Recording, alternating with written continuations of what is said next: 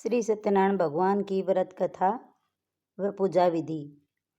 व्रत करने वाला पूर्णवासी के दिन सायंकाल के समय स्नान आदि से निर्वृत्त होकर पूजा स्थान में आसन पर बैठकर श्री गणेश, गौरी, वरुण, विष्णु आदि सभी देवताओं का ध्यान करके पूजन करें। संकल्प करें कि मैं श्री सत्यनारायण भगवान का पूजा कथा सदैव करूँगा। पुष्प हाथ में लेकर श्री सत्यनारायण का ध्यान करें। पुष्प नैवेद्य आदि से युक्त होकर स्तुति करें। हे भगवान, मैंने श्रद्धापूर्वक फल, जल आदि सब सामग्री आपके अर्पण की है, इसे स्वीकार कीजिए। आपदाओं से मेरी रक्षा कीजिए। मेरा आपको बार बार नमस्कार है। इसके बाद श्री सत्यनारायण की कथा को सुने।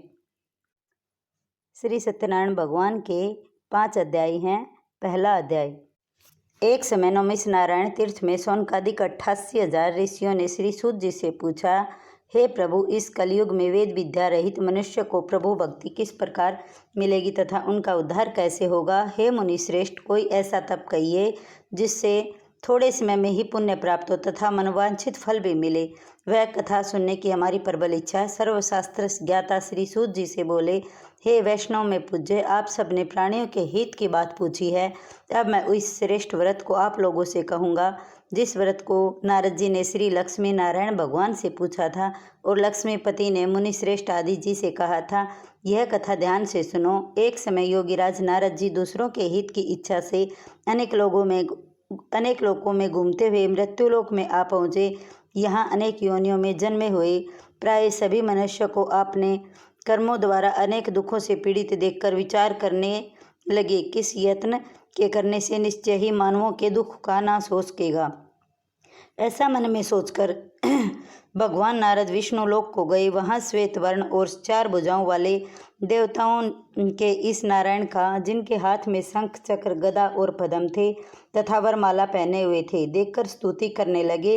हे भगवान, आप अत्यंत शक्ति से संपन्न हैं। मन तथा वाणी भी आपको नहीं पा सकती। आपका आदि मध्य अंत नहीं है।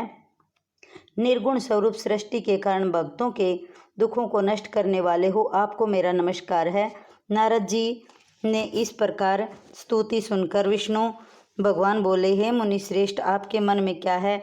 आपका किस काम के लिए आगमन हुआ है? निसंकोच कहो। तब नारद मुनि बोले, मृत्यु लोक में सब मनुष्य को अनेक योनियों में पैदा हुए अपने कर्मों के द्वारा अनेक प्रकार के दुखों से दुखी हो रहे।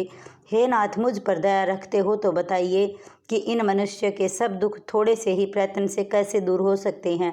श्री भगवान जी बोले, हे नारद, मनुष्यों की भलाई के लिए तो उन्हें बहुत अच्छी बात पूछी है।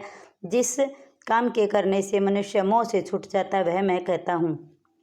सुनो, बहुत पुण्य देने वाला स्वर्ग तथा मृत्युलोक दोनों में ही दुर्लभ यह उत्तम व्रत आज मैं प्रेमवश होकर तुमसे कहता हूँ।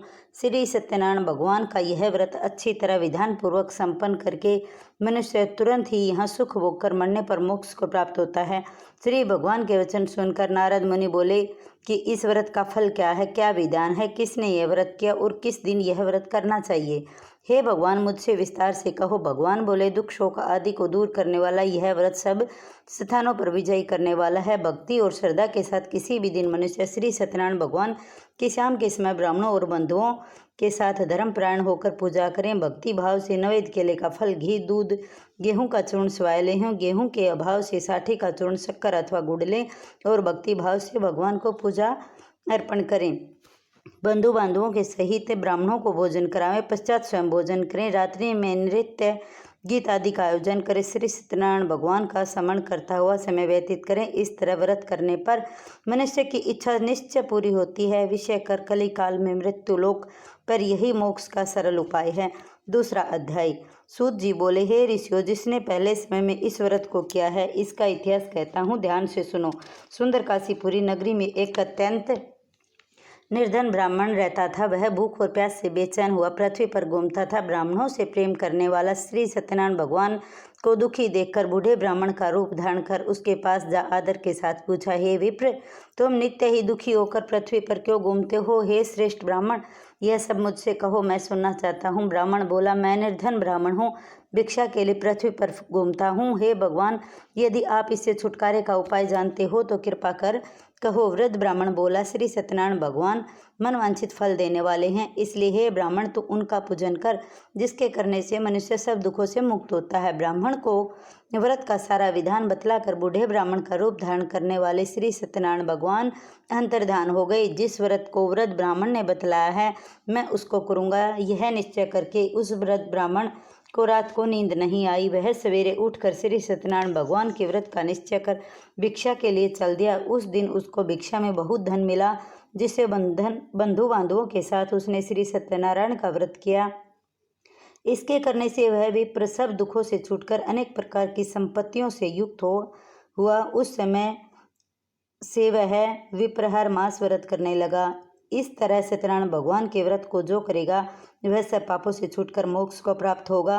आगे जो पृथ्वी पर सत्यनारायण भगवान का व्रत करेगा वह मनुष्य सब दुखों से छूट जाएगा। इस तरह नारद जी से नारायण का कहा हुआ यह व्रत मैंने तुमसे कहा है, हे विप्रो। इस तरह नारद जी से नारायण का यह व्रत मैंने तुमसे कहा है, अब मैं और क्या कहूँ। ऋषि बोले, हे मुनीश्वर, संसार में इस विप्र से सुनकर किस किस ने इस व्रत को किया हम सब सुनना चाहते हैं, इसके लिए हमारे मन में श्रद्धा है। सूत जी बोले, हे मुनियों, जिस जिसने इस व्रत को किया वह सब सुनो। एक समय यह वृद्ध ब्राह्मण धन और ऐश्वर्य के अनुसार बंधु बांधवों के साथ व्रत करने को तैयार हुआ। उसी समय एक लकड़ी बेचने वाला बूढ़ा आदमी आया और बाहर लकड़ियों को रखकर विप्र के मकान में गया। प्यास से दुखी लकड़हारा उनको व्रत करते देखकर विप्र को नमस्कार कर कहने लगा, आप यह किसका पूजन कर रहे हैं और इस व्रत के करने से क्या फल मिलता है, कृपा करके मुझसे कहो। ब्राह्मण ने कहा, सब मनोकामनाओं को पूरा करने वाला यह श्री सत्यनारायण भगवान का व्रत है, इनकी ही कृपा से मेरे यहाँ धन धान्य आदि की वृद्धि हुई है। विप्र से इस प्रकार के इस व्रत के बारे में जानकर लकड़हारा बहुत प्रसन्न हुआ। भगवान का चरणामृत ले और भोजन करने के बाद अपने घर को गया। लकड़हारे ने अपने मन में इस प्रकार का संकल्प किया कि आज गांव में जो लकड़ी बेचने से जो धन मिलेगा उसी से सत्यनारायण भगवान देव का उत्तम व्रत करूँगा। यह मन में विचार करके बूढ़ा आदमी लकड़ियां अपने सिर पर रखकर जिस नगर में धनवान लोग रहते थे वह ऐसे सुंदर नगर में गया। उस रोज वहां उसे उन लकड़ियों के दाम पहले दिन से चौगुना मिले। तब वह बूढ़ा लकड़हारा दाम ले अति प्रसन्न हो पके केले की फली, शक्कर, घी, दूध, दही, गेहूं, चूर्ण श्री सत्यनारायण भगवान के व्रत की कुल सामग्रियों को लेकर अपने घर गया। फिर उसने अपने भाइयों को बुलाकर विधि के साथ भगवान का पूजन और व्रत किया। उस व्रत के प्रभाव से बूढ़ा लकड़हारा धन, पुत्र आदि से युक्त हुआ और संसार के समस्त सुख भोगकर बैकुंठ को चला गया। तीसरा अध्याय। सूत जी बोले, हे मुनि श्रेष्ठ, अब आगे की कथा कहता हूँ, सुनो। पहले समय में उलामुख नाम का एक बुद्धिमान राजा था। वह सत्यवक्ता और जितेंद्रिय था। प्रतिदिन देवस्थानों पर जाता तथा गरीबों को धन देकर उनके कष्ट दूर करता। उसकी पत्नी कमल के समान मुख वाली और सती साध्वी थी। भद्रशिला नदी के तट पर उन दोनों ने श्री सत्यनारायण भगवान का व्रत किया। उस समय वहां एक साधु वैश्य आया। उसके पास व्यापार के लिए बहुत साधन था। वह नाव को किनारे पर ठहराकर राजा के पास आया और राजा को व्रत करते देख विनय के साथ पूछने लगा, हे राजन, भक्तियुक्त चित्त से यह आप क्या कर रहे हैं, मेरी सुनने की इच्छा है, सो आप यह मुझे बताइए। राजा बोले, हे साधु, अपने बांधवों के साथ पुत्रादि की प्राप्ति के लिए महाशक्तिमान सत्यनारायण भगवान का व्रत व पूजन किया जा रहा है। राजा के वचन सुनकर साधु आदर से बोला, हे राजन, मुझसे इसका सब विधान कहो, मैं भी आपकी कथानुसार इस व्रत को करूंगा। मेरे भी कोई संतान नहीं है, इससे निश्चय ही होगी। राजा से सब विधान सुनकर व्रत से व्यापार से निर्वृत्त हो वह आनंद के साथ घर गया। साधु ने अपनी पत्नी से संतान देने वाले इस व्रत का समाचार सुना और कहा, जब मेरे संतान होगी तब मैं इस व्रत को करूंगा। साधु ने ऐसे वचन अपनी पत्नी लीलावती से कहे। एक दिन उसकी पत्नी लीलावती पति के साथ आनंदित हो सांसारिक धर्म में प्रवृत्त होकर श्री सत्यनारायण भगवान की कृपा से गर्भवती हो गई और 10वें महीने में उसके एक सुंदर कन्या का जन्म हुआ। दिनों दिन वह इस तरह बढ़ने लगी जैसे शुक्ल पक्ष का चंद्रमा बढ़ता है। कन्या का नाम कलावती रखा गया। तब लीलावती ने मीठे शब्दों में अपने पति से कहा कि जो आपने संकल्प किया था वह भगवान का व्रत करूंगा, अब आप उसे करिए। साधु बोला, हे प्रिय, कन्या के विवाह पर व्रत करूंगा। इस प्रकार अपनी पत्नी को आश्वासन दे वह नगर को गया। कलावती पितृगृह में वृद्धि को प्राप्त हो गई। साधु ने जब नगर में सखियों के साथ अपनी पुत्री को देखा तो तुरंत ही दूत को बुलाकर कहा कि पुत्री के वास्ते सुयोग्य वर देखकर लाओ। साधु की आज्ञा पाकर दूत कंचन नगर पहुंचा। वहां पर खोज कर और देखभाल करके लड़की के लिए सुयोग्य वाणिक पुत्र को ले आया। उस सुयोग्य लड़के को देखकर साधु ने अपने बंधुओं सहित प्रसन्नचित्त होकर अपनी पुत्री का विवाह उसके साथ कर दिया, किंतु दुर्भाग्य से विवाह के समय भी उस व्रत को करना भूल गया। तब श्री भगवान क्रोधित हो गए और श्राप दिया कि तुम्हें दारुण दुख प्राप्त होगा। अपने कार्य में कुशल साधु बनिया जामाता सहित नाव को लेकर व्यापार करने के लिए समुद्र के समीप स्थित रत्नासुर नगर में गया और वहां दोनों ससुर जमाई चंद्रकेतु राजा के उस नगर में व्यापार करने लगे।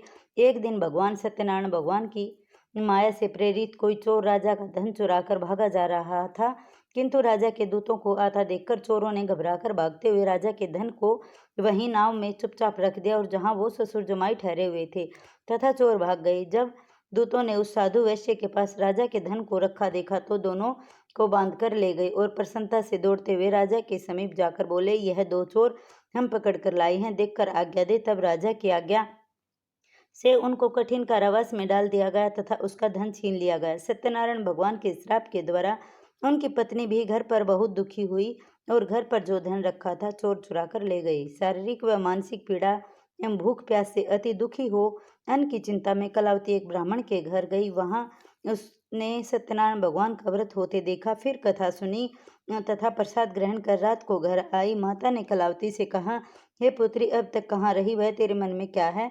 कलावती बोली, हे माता, मैंने एक ब्राह्मण के घर सत्यनारायण भगवान का व्रत देखा है। कन्या के वचन सुनकर लीलावती भगवान के पूजन की तैयारी करने लगी। लीलावती ने परिवार और बंधुओं सहित सत्यनारायण भगवान का पूजन किया और वर मांगा कि मेरे पति और दामाद शीघ्र आ जावें। साथ ही प्रार्थना की कि हम सबका अपराध क्षमा करो। सत्यनारायण भगवान इस व्रत से संतुष्ट हो गए और राजा चंद्रकेतु को स्वप्न में दर्शन देकर कहा, हे राजन, दोनों वैश्यों को प्रातः ही छोड़ दो। उनका सब धन जो तुमने ग्रहण किया है दे दो, नहीं तो मैं तेरा धन, राज्य, पुत्र आदि नष्ट कर दूंगा। राजा के ऐसे वचन सुनकर भगवान अंतर्ध्यान हो गए। प्रातःकाल राजा चंद्रकेतु ने सभा में अपना स्वप्न सुनाया। फिर दोनों वाणिक पुत्रों को कैद से मुक्त कर सभा में बुलाया। दोनों ने आते ही राजा को नमस्कार किया। राजा मीठे वचनों से बोला, हे महानुभाव, भाविवश ऐसा कठिन दुख प्राप्त हुआ है, अब तुम्हें कोई भय नहीं। ऐसा कहकर राजा ने उनको नए नए वस्त्र आभूषण पहनाए तथा उनका जितना धन लिया था उससे दूना धन देकर आदर से विदा किया। दोनों वैश्य अपने घर को चल दिए। चौथा अध्याय। सूत जी बोले, वैश्य ने मंगलाचार करके यात्रा आरंभ की और अपने नगर को चला। उनके थोड़ी दूर निकलने पर दंडी वेशधारी श्री सत्यनारायण भगवान ने उससे पूछा, हे साधु, तेरी नाव में क्या है? ये अभिमानी वाणी हंसता हुआ बोला, हे दंडी, आप क्यों पूछते हैं? क्या धन लेने की इच्छा है? मेरी नाव में तो बेलपत्ते भरे हैं। वैश्य का कठोर वचन सुनकर भगवान ने कहा, तुम्हारा वचन सत्य हो। दंडी ऐसा कहकर वहां से दूर चले गए और कुछ दूर जाकर समुद्र के किनारे बैठ गए। दंडी के जाने पर वैश्य ने नित्य क्रिया करने के बाद नाव को ऊंची उठी देखकर अचंभा किया तथा नाव में बेलपत्ते देखकर मूर्छित हो गए और फिर मूर्छा खोलने पर अत्यंत शोक प्रकट करने लगा। तब उसका दामाद बोला कि आप शोक न करें, यह दंडी का श्राप है, अतः उनकी शरण में चलना चाहिए, तभी हमारी मनोकामना पूर्ण होगी। दामाद के वचन सुनकर दंडी के पास जा पहुंचा और अत्यंत भक्तिभाव से नमस्कार करके बोला, मैंने जो आपसे असत्य वचन कहे थे उनको क्षमा करो। ऐसा कहकर महान शोकातुर हो रोने लगा। तब दंडी भगवान बोले, हे वाणिक पुत्र, मेरी आज्ञा से बार बार तुम्हें दारुण दुख प्राप्त हुआ है, तो मेरी पूजा से विमुख हुआ। साधु बोला, हे भगवान, आपकी माया से ब्रह्मा आदि भी आपके रूप को नहीं जानते, तब मैं अज्ञानी कैसे जान सकता हूँ? आप प्रसन्न होइए, मैं सामर्थ्य के अनुसार आपकी पूजा करूँगा। मेरी रक्षा करो और पहले के समान नौका में धन भर दो। उसके भक्तियुक्त वचन सुनकर प्रसन्न हो उसकी इच्छानुसार वर देकर अंतर्ध्यान हो गए। तब उन्होंने नाव पर आकर देखा तो नाव धन से परिपूर्ण है। फिर वह भगवान सत्यनारायण का पूजन कर साथियों सहित अपने नगर को चला। जब अपने नगर के निकट पहुंचा तब दूत को घर भेजा। दूत ने साधु के घर जा उसकी स्त्री को नमस्कार कर कहा, साधु अपने दामाद सहित इस नगर के समीप आ गए। लीलावती और कलावती उस समय भगवान का पूजन कर रही थी। ऐसा सुनकर साधु की स्त्री ने बड़े हर्ष के साथ सत्यदेव का पूजन कर पुत्री से कहा, मैं अपने पति के दर्शन को जाती हूँ, तो कार्य पूर्ण कर शीघ्र आ जाना। परंतु कलावती व्रत एवं प्रसाद छोड़कर पति के पास चली आई। प्रसाद की अवज्ञा के कारण सत्यदेव रुष्ट हो गए। उसके पति को नाव सहित पानी में डुबो दिया। कलावती अपने पति को न देखकर रोती हुई जमीन पर गिर गई। इस तरह नौका को डूबा हुआ और कन्या को रोता हुआ देख साधु दुखी हो बोला, हे प्रभु, मुझसे या मेरे परिवार से जो भूल हुई है उसको क्षमा करो। उसके दीन वचन सुनकर सत्यदेव प्रसन्न हुए और आकाशवाणी हुई, हे साधु, तेरी कन्या मेरा प्रसाद छोड़कर आई है, इसलिए इसका पति अदृश्य हुआ है। यदि वह घर जाकर प्रसाद खाकर लौटे, इसका पति अवश्य मिलेगा। ऐसी आकाशवाणी सुनकर कलावती ने घर पहुंचकर प्रसाद खाया, फिर आकर पति के दर्शन किए। तत्पश्चात साधु ने बंधु बांधवों सहित सत्यदेव का विधिपूर्वक पूजन किया। इस लोक का सुख भोगकर अंत में स्वर्गलोक को गया। चतुर्थ अध्याय संपूर्ण। और आपने अब तक मेरे चैनल को सब्सक्राइब नहीं किया है तो प्लीज़ सब्सक्राइब करें, लाइक करें, शेयर करें। पंचम अध्याय। सूत जी बोले, हे ऋषियों, मैं और भी कथा कहता हूँ, सुनो। प्रजा पालन में लीन तुंगध्वज नाम का एक राजा था। उसने भी भगवान का प्रसाद त्याग कर बहुत दुख पाया। एक समय वन में जाकर वन्य पशुओं को मारकर वड़ के वृक्ष के नीचे आया और वहां उसने ग्वालों को भक्ति भाव से बांधवों सहित सत्यनारायण का पूजन करते देखा। राजा देखकर भी अभिमानवश वहां नहीं गया और न ही नमस्कार किया। जब ग्वालों ने भगवान का प्रसाद उसके सामने रखा तो प्रसाद त्याग कर अपने नगरी को चला गया। वहां उसने अपना सब कुछ नष्ट पाया तो वह जान गया कि यह सब भगवान ने किया है। तब वह विश्वास कर ग्वालों के समीप गया और विधि पूर्वक पूजन कर प्रसाद खाया तो सत्यनारायण देव की कृपा से सब कुछ पहले जैसा ही हो गया और फिर दीर्घ काल तक सुख भोग कर मरने पर स्वर्गलोक को गया। जो मनुष्य इस परम दुर्लभ व्रत को करेगा, भगवान की कृपा से उसे धन धान्य की प्राप्ति होगी। निर्धन धनी व बंदी बंधन से मुक्त होकर निर्भय हो जाता है। संतानहीनों को संतान प्राप्त होती है तथा सब मनोरथ पूर्ण होकर अंत में वैकुंठ धाम को जाता है। जिन्होंने पहले इस व्रत को किया, अब इनके दूसरे जन्म की कथा कहता हूँ। व्रत संतानंद ब्राह्मण ने सुदामा का जन्म लेकर मोक्ष को पाया। उल्लामुख नाम का राजा दशरथ होकर वैकुंठ को प्राप्त हुआ। साधु नाम के वैश्य ने मोर ध्वज बनकर अपने पुत्र को आरे से चीरकर मोक्ष को प्राप्त किया। महाराज तुंगध्वज ने स्वयंभू मनु हुए भगवान में भक्तियुक्त हो कर्म कर मोक्ष को प्राप्त किया। पंचम अध्याय संपूर्ण। श्री सत्यनारायण जी की आरती। जय लक्ष्मी रमणा स्वामी, जय लक्ष्मी रमणा, सत्यनारायण स्वामी जनपातक हरणा। जय लक्ष्मी रमणा, रतन जड़ित सिंहासन, अद्भुत छवि राजे, नारद करते निराजन, घंटा ध्वनि बाजे। जय लक्ष्मी रमणा, परगट भय कलिकारण, द्विज को दरस दियो, बूढ़ो ब्राह्मण बनकर कंचन महल कियो। जय लक्ष्मी रमणा, दुर्बल भील कराल, इन पर कृपा करी, चंद्रचूंड एक राजा, तिनकी विपति हरी। जय लक्ष्मी रमणा, वैश्य मनोरथ पायो, श्रद्धा तज दीनी, सो फल भोग्यो प्रभु जी, फिर स्तुति कीनी। जय लक्ष्मी रमणा, भाव भक्ति के कारण, छिन छिन रूप धरो, श्रद्धा धारण कीनी, तिनको काज सरयो। जय लक्ष्मी रमणा, ग्वाल बाल संग राजा, वन में भक्ति करी, मन वांछित फल दीना, दीन दयाल हरि। जय लक्ष्मी रमण, चढ़त प्रसाद सवायो, कदली फल मेवा, धूप दीप तुलसी से, राजी सतदेवा। जय लक्ष्मी रमण, श्री सत्यनारायण जी की आरती, जो कोई नर गावे, कहत शिवानंद स्वामी।